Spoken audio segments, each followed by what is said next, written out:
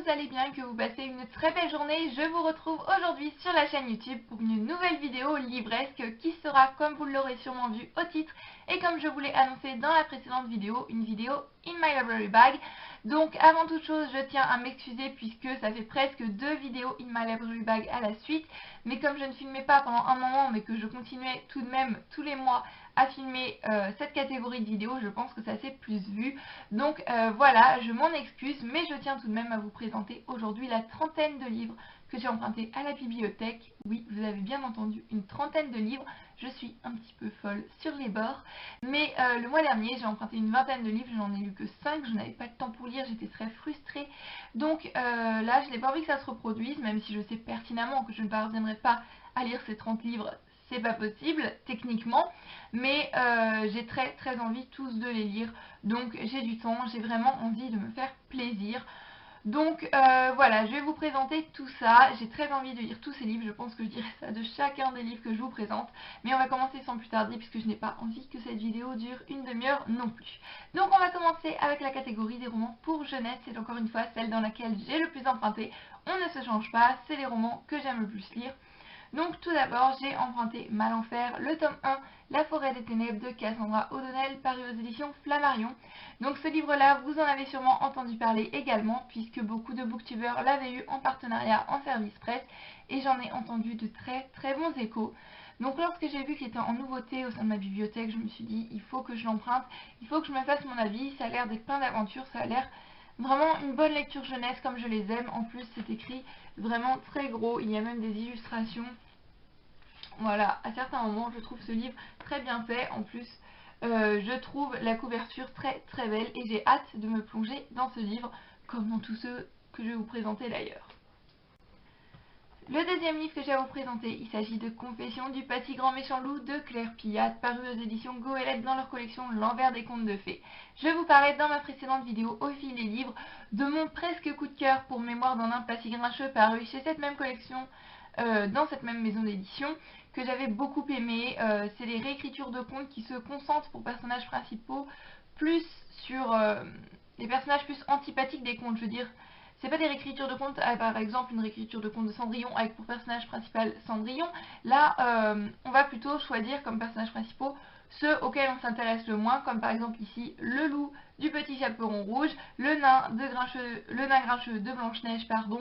On a également la méchante demi-sœur de Cendrillon.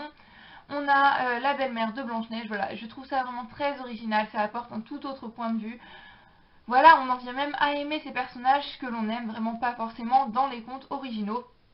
Je trouve ça très intéressant. En plus, j'ai lu sur internet que ce livre-ci a de meilleurs avis que Mémoire d'un nain pas si grincheux, sachant que j'ai beaucoup aimé Mémoire d'un nain pas si grincheux. J'ai très hâte de me faire mon avis sur ce livre-là qui cette fois-ci est écrit tout en vert. En tous les cas, c'est une collection que je vous recommande grandement et que je prends beaucoup de plaisir à découvrir. Ensuite, j'ai également emprunté Dernière séance avant minuit de Christopher Hedge, paru ici aux éditions Flammarion, donc c'est le deuxième tome. Je ne sais malheureusement plus comment s'appelle le premier tome de cette duologie pour le moment. Je ne sais pas s'il y aura un troisième tome pour l'instant. Ah si, j'ai le titre derrière. Le premier tome se nommait 12 minutes avant minuit, voilà, toujours de Christopher Hedge, toujours chez Flammarion. Malheureusement, je me souviens que ça avait été une bonne lecture, mais que j'avais été assez déçue. Voilà, j'avais pas aimé plus que ça. Je m'attendais à mieux, mais j'ai tout de même envie de retenter et de me faire mon avis sur ce second tome qui est peut-être mieux que le premier. En tous les cas, je croise les doigts pour ça, puisque c'était un premier tome qui avait beaucoup de potentiel, mais pour moi, voilà, ça ne l'a pas vraiment fait. J'ai été un petit peu déçue et j'espère que ce tome-ci remontera le niveau, même s'il va falloir que je me trouve un résumé bien spoilant du premier tome, puisque ça fait un certain temps que je l'ai lu et je ne m'en rappelle plus vraiment. Ensuite, les deux autres livres que je vais vous présenter, j'en ai pas vraiment entendu parler, je les ai pris un petit peu au coup de cœur. Voilà, il y a des livres comme ça, on est attiré vers eux, on a envie de les prendre, et c'est le cas pour les deux suivants. Donc le premier, c'est celui-ci. Donc c'est une saga, c'est le premier tome d'une saga qui s'appelle Vilma Tendrefoot, et ce tome-ci se nomme L'énigme des cœurs gelés. Donc c'est écrit par Emma Kennedy, et c'est paru aux éditions Casterman. Donc ça a l'air d'être un petit roman policier jeunesse bien sympa, de l'aventure, de l'action, peut-être même des sentiments ou de la romance, je ne sais pas vraiment. Comme je vous le disais, j'y suis allée plutôt au feeling, donc je ne sais pas vraiment de quoi ce livre parle, mais en tous les cas, j'ai hâte de m'y plonger. À l'intérieur, voilà, encore c'est écrit assez gros avec des images. Donc j'aime beaucoup ce genre de livre jeunesse. Je trouve que c'est toujours le genre de lecture détente parfaite et j'aime beaucoup lire ce genre d'ouvrage et celui-ci a l'air vraiment très très bien. L'autre livre dont je n'ai pas vraiment beaucoup entendu parler, même pas du tout à vrai dire, il s'agit de Minius Wizard, le tome 1 et le secret de la maison Tremblebonne de Yann Ogilvy et de Eric Elio. Je ne sais pas qui est l'illustrateur, qui est l'écrivain, et c'est paru chez Bayard Jeunesse. Donc là, clairement, je l'ai pris juste pour sa couverture. Voilà, je ne sais absolument pas de quoi ça parle, mais ça a l'air plein de mystères. Et de suspense en plus. Voilà, j'adore les illustrations qui font peut-être certes un petit peu peur, mais moi je trouve ça super sympa. Donc j'ai hâte de vous donner mon avis sur ce livre. Et enfin, pour terminer avec la catégorie jeunesse, c'est également un premier tome de saga. Voilà, j'adore les sagas également, on se refait pas, même si j'en commence plein et que j'en finis très peu. Donc il s'agit de Marie-Antoinette, donc le tome 1, le journal d'une princesse, c'est de Anne-Sophie Sylvestre et c'est paru chez Flammarion. Là encore, je trouve vraiment le livre très joli, je trouve que c'est un sujet très intéressant. Il me semble que l'histoire, on va suivre le personnage de Marie-Antoinette avant qu'elle ne devienne reine de France. On va suivre toute son éducation et je trouve ça vraiment très intéressant. J'ai hâte de voir comment ça peut être abordé dans un livre jeunesse. Et voilà, c'est une saga qui me faisait assez envie lorsque j'étais plus jeune. Je ne me suis jamais jetée à l'eau et je me dis maintenant, c'est le moment, pourquoi pas tenter. On va maintenant passer au roman Young Adult. Donc, je n'ai pris que des livres qui ont des sujets assez lourds, je pense, mais ils me faisaient tous très envie. Et donc on va commencer tout de suite avec le premier livre que j'ai emprunté dans cette catégorie. Il s'agit de Sans un cri de Siobhan Downe, paru aux éditions Gallimard dans leur collection Scripto. Alors je n'ai jamais entendu parler de ce livre, mais il traite d'une jeune fille de 15 ans qui va tomber enceinte et ça va être assez mal vu, elle va devoir subir les préjugés, tout ça. Ça a l'air d'être une histoire pleine de suspense et surtout pleine de sentiments, d'émotions qui amènent à réfléchir. Donc il est assez épais. Voilà, je n'en sais pas plus sur ce livre, mais j'ai hâte de me faire mon avis. En plus, je trouve la couverture vraiment poignante, je la trouve très belle. Et donc voilà, j'ai hâte de voir ce que ça donne. Oui, j'ai un petit peu hâte pour tous les livres que je vous présente. Surtout pour le prochain que j'ai envie de lire depuis au moins 2-3 ans. Mais il était en grand format, il était un petit peu cher, il n'était pas sorti en poche pour le moment. Et là, il est sorti à la bibliothèque et donc après il fallait que j'attende pour pouvoir l'emprunter. Mais bon, ça y est, je l'ai enfin. Il s'agit de La fille qui ne croyait pas au miracle de Wendy Wonder, paru aux éditions Le Livre de Poche Jeunesse. Même si je préférais la couverture grand format, j'aime beaucoup celle-ci également, je la trouve très belle. Et j'ai hâte de me plonger dans ce livre qui me fait un petit peu penser à Je veux vivre de Ginny Dunham, il me semble, que j'avais énormément aimé. Je l'ai lu il y a 4-5 ans, un moment déjà, mais je me souviens que j'avais adoré. C'était un livre très poignant qui m'avait fait d'ailleurs finir en larmes. Et lorsque j'ai lu la 4e de couverture de celui-ci pour la première fois, ça m'a fait beaucoup penser à Je veux vivre. Mais j'en ai entendu beaucoup de bien, apparemment c'est drôle, c'est touchant, il y a des sentiments. Donc voilà, j'ai hâte de me faire mon avis. Donc c'est une adolescente qui a atteint d'un cancer et qui va se fixer une liste d'objectifs, une liste de choses à faire avant de mourir. Donc là encore, c'est un scénario qui a été vu dans plusieurs autres livres déjà. C'est du déjà vu, mais j'aimerais bien voir comment c'est traité dans ce livre aussi, puisque j'en ai entendu de très bons avis. Un autre livre au sujet lourd, il s'agit de L'enfant de Schindler de Léon Leyson, Marilyn J. Haran et Elizabeth B. Leyson, paru aux éditions Pocket Jeunesse. Donc là, c'est le témoignage du plus jeune garçon sauvé par Oscar Schindler. Et c'est marqué sur la couverture aussi intense que le journal d'Anne Frank. Donc voilà, c'est un livre qui, je pense, peut être assez dur à lire, peut être très poignant. Mais c'est le genre de livre qui, je pense, malgré le fait qu'ils sont durs à lire, il faut les lire, puisqu'il faut garder une trace de ce passé, il ne faut pas oublier. Et voilà, c'est un témoignage que j'ai très envie de lire depuis un moment. Donc voilà, je pense que je vais essayer de le lire maintenant, et si ce n'est pas maintenant, je le réemprunterai jusqu'au jour où je finirai par le lire. Et le dernier livre qui a encore une fois un sujet lourd, comme je vous le disais, dans la catégorie Young Adult, j'ai emprunté des livres au sujet assez lourd. Donc il s'agit de Le courage du papillon de Norma Fox-Mather, paru aux éditions Albin Michel dans leur collection Wiz. Donc tout d'abord, la couverture est sublime. Vous n'allez pas très bien voir à la caméra, je pense, mais il y a des reflets. C'est magnifique. Et c'est un livre, il me semble, qui traite du viol. Donc voilà, j'avoue que je n'ai pas vraiment lu de livre sur ce sujet auparavant, mais j'ai entendu de bons avis, comme des avis plus mitigés sur celui-là. Et voilà, je me dis pourquoi pas, j'ai envie de le découvrir, et en plus la couverture est juste sublime. On passe maintenant au roman pour adultes, donc là c'est beaucoup plus léger, il y a beaucoup de chick-lit puisque voilà, comme je disais dans la précédente vidéo, c'est le printemps, le soleil est revenu, et quand le soleil est là, j'aime beaucoup lire de la chick-lit. Donc tout d'abord, j'ai emprunté Un amour vintage de Isabelle Wolf, paru aux éditions Pocket. Donc je n'ai jamais lu de livre d'Isabelle Wolf pour le moment, et j'ai entendu de très bons avis de cet auteur. Je ne savais pas vraiment lequel emprunter, j'ai hésité un moment avec Misérable Miranda, mais là ça parle de vintage, donc voilà.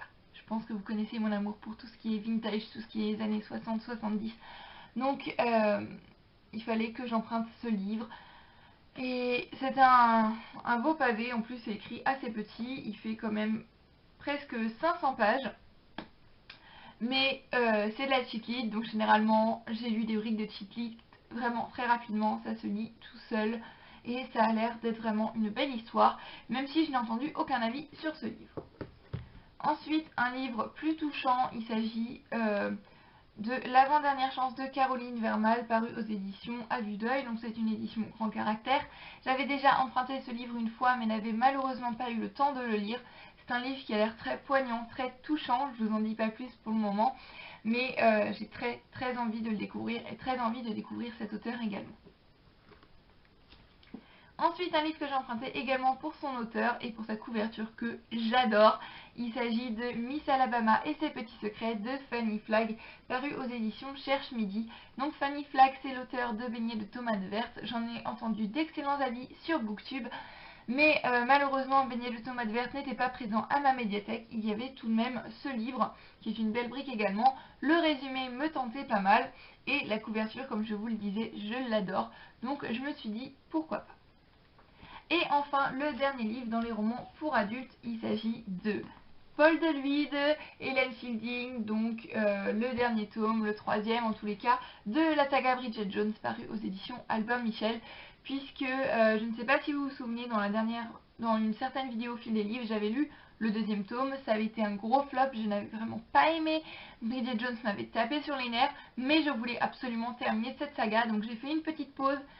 Et là voilà, il est temps, j'ai envie de la terminer, j'ai envie de découvrir ce dernier tome de la saga de Bridget Jones, en espérant, on croise les doigts, qu'il soit vraiment meilleur que le deuxième, puisque le premier j'avais pas mal aimé, le deuxième c'était vraiment retombé, en espérant que ce troisième tome inverse la courbe et fasse remonter un petit peu mon avis sur cette saga. En tous les cas, j'aime beaucoup la couverture et j'ai hâte de lire ce troisième tome. On passe maintenant au manga, puisque comme je vous disais, les mangas c'est un genre auquel j'ai envie de me remettre. Donc tout d'abord, j'ai emprunté le tome 1 d'une série, pour l'instant il me semble qu'il n'y a qu'un tome, qui est A Silent Voice, donc de Yoshitoki Oima. Encore une fois, excusez-moi pour mon accent japonais tout pourri, je m'excuse à chaque fois que je présente des mangas, mais voilà, je ne parle vraiment pas le japonais. Et donc c'est paru aux éditions Kion Shonen, et ça m'a l'air vraiment très bien. De toute manière, ça traite de la surdité, il me semble. Voilà. Je pense que vous me connaissez aussi, tout ce qui traite de la surdité, du langage des signes, quoi. Ça m'intéresse toujours énormément. J'aime beaucoup apprendre, lire et sur ce sujet. Voilà, je sais pas pourquoi, mais c'est un sujet qui me tient à cœur et sur lequel j'aime beaucoup lire. Donc lorsque j'ai vu qu'il y avait en nouveauté un manga qui traitait de ce sujet, qui en plus a une très belle couverture et quatrième de couverture, voilà. Je le prends. Ensuite, j'ai emprunté Pan Pan Panda, Une vie en douceur, le tome 1 de Sato Orokura, Donc je ne saurais pas vous dire la maison d'édition, peut-être que c'est Nobi Nobi, je ne suis vraiment pas sûre. Puisque je voulais emprunter Chi. Et bon, le premier tome n'était encore pas disponible, comme toujours. Donc j'ai vu celui-ci et ça m'a pas mal tenté également. En plus, il est en couleur. Et il y a des pandas. Et les pandas, c'est trop mignon. Donc voilà. Et enfin, voilà la suite de Maïs Butler. Ça, c'était une obligation, c'était sûr. Donc le tome 9, le 10, le 11 et le 12. Donc voilà, là c'est certain, je vais m'y plonger assez rapidement puisque j'ai très hâte de savoir la suite de cette saga qui est vraiment génialissime. Encore une fois, je vous la conseille. Lorsque j'aurai terminé, je ferai une vidéo pour vous parler que de cette saga qui est génialissime. On passe maintenant aux bandes dessinées. Donc il y a tout d'abord Souvenirs d'enfance, les souvenirs de Mamette, pardon. Donc c'est de Nob et c'est paru aux éditions Glénat. Donc vous le savez, je pense, j'adore la bande dessinée Mamette. Mais j'avais très envie également de découvrir cette trilogie, un petit peu, c'est un peu un hors-série. C'est les mêmes personnages, sauf que c'est Mamette lorsqu'elle était enfant. Donc comme vous savez, en plus j'adore les années 50-60. Donc ça peut être vraiment super sympa à lire. Donc il y a le tome 1, La vie au champ. Le tome 2, La bonne étoile, et le tome 4, le tome 3, La bonne étoile, et le tome 2, Le chemin des écoliers. Désolée, j'ai eu un petit bug. Donc voilà, on retrouve encore une fois les dessins de Nob et j'aime vraiment beaucoup. J'ai hâte de découvrir tout ça. Donc voilà, en plus je trouve les objets livres vraiment très bien faits avec le petit autocollant pour dire à qui appartient ce livre. Je trouve ça vraiment trop chou. Ensuite, j'ai emprunté les 2 premiers tomes d'Elinor Jones. Donc c'est une saga dont j'avais pas mal entendu parler sur Booktube pendant un moment. Maintenant, je n'en entends plus parler. Mais encore une fois, il n'était jamais disponible à la médiathèque. C'est un des avantages de la médiathèque. Il faut toujours attendre pour emprunter un livre. Mais je les trouve magnifiques en tous les cas. Je ne sais pas vraiment de quoi ça parle. Donc là, c'est le tome 1, Le bal d'hiver. C'est de Algésiras et Aurore. Donc c'est paru aux éditions Soleil. Donc voilà, le tome 1 et le tome 2, je trouve les couvertures juste sublimes. Donc moi, si la couverture est belle, en tous les cas, ça suffit pour que j'emprunte le livre. Et j'ai réemprunté pour peut-être la 3e fois Zombielénium. Donc là, c'est le tome 1 Gretchen de Arthur de Pin, paru aux éditions Dupuis. Les 3 tomes étaient disponibles, mais à chaque fois que j'emprunte les 3 tomes, je n'en lis aucun. Donc je me suis dit, cette fois-ci, on est raisonnable, puisque ça m'arrive d'être raisonnable un petit peu. On n'emprunte que le premier tome et on le lit. Ensuite, on verra ce que ça donne. En tous les cas, j'ai entendu d'excellents avis sur cette bande dessinée. La dernière fois, mon frère est venu me l'emprunter et a adoré les 3 tomes. Donc j'ai hâte de me faire mon propre avis sur cette bande dessinée. Et enfin, on va terminer avec les albums. Donc tout d'abord, il y a Destin de chien de Sébastien Pérez et Benjamin Lacombe, paru aux éditions Max Milo Jeunesse. Donc ne tenez pas compte de ça. Donc je n'aime pas vraiment les chiens, mais c'est l'un des derniers albums de Benjamin Lacombe que je n'ai pas lu pour le moment. Même si à le feuilleter, je ne pense pas que ça me plairait tellement. Donc voilà, c'est des sortes de petits poèmes sur les chiens, à ce que j'ai compris. Et les dessins ne sont pas aussi bien que d'habitude, donc à voir, mais pour l'instant ça ne part pas très bien. Voilà, c'est plutôt mitigé pour le moment. Ensuite, un album de Rebecca d'Outremer qui me faisait très envie, Swing Café, avec un CD. Donc c'est un conte musical de Karl Norak, illustré par Rebecca d'Outremer et raconté par Jeanne Balibar. Et c'est paru aux éditions Didier Jeunesse. Je ne sais absolument pas de quoi ça parle. Il me semble que c'est les origines du swing ou du jazz. En tous les cas, la couverture est très belle. Les illustrations, voilà, c'est Rebecca d'Outremer, encore une fois, c'est magnifique. Donc voilà, hâte de vous en parler encore une fois. Ensuite, j'ai emprunté Enfance de Pierre Mornay, paru aux éditions Gauthier-Langoureau. Donc c'est des petits poèmes sur l'enfance. J'étais assez attirée par la couverture et puis je me dis pourquoi pas. Voilà, je trouve les dessins assez beaux, mais même si l'enfance, enfance. Les poèmes, ce n'est pas franchement ma tasse de thé habituellement, on va dire. Ensuite en album, j'ai également emprunté celui-ci qui s'appelle Le Géant Petit Cadeau, c'est de Rémi Courgeon et c'est paru aux éditions Père Castor. Donc la 4e de couverture m'a pas mal tenté, c'est écrit: pour mes 8 ans, ma grand-mère m'a offert une bille minuscule. J'étais très déçue, alors je l'ai jetée par la fenêtre. Depuis, quelque chose grandit dans le jardin. Donc c'est très mystérieux, ça a l'air vraiment très bien, vraiment pas mal.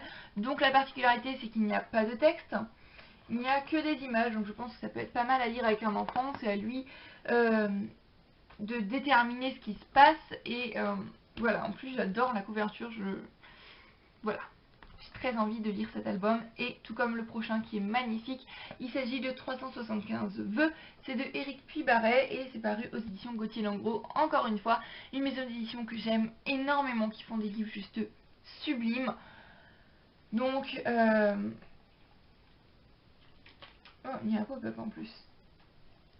Donc voilà, les dessins sont très beaux, je ne sais pas vraiment de quoi ça parle. Encore une fois, voilà, je suis peut-être un petit peu spéciale au sujet de l'empreinte de mes livres. Des fois je ne sais pas de quoi ça parle, mais je suis attirée par une couverture, ou dans ce cas-ci par une maison d'édition. Donc voilà. Voilà, c'en est tout, je pense que c'est déjà pas mal en tous les cas. Donc j'espère que cette vidéo vous aura plu. N'hésitez pas comme d'habitude à me dire si vous avez lu l'un de ces livres, si vous avez envie de les lire, ou ce que vous en avez pensé. Ça me fait toujours très plaisir de lire vos petits commentaires. En attendant la prochaine vidéo, je vous fais à tous plein de bisous et je vous dis à très bientôt. Bye bye.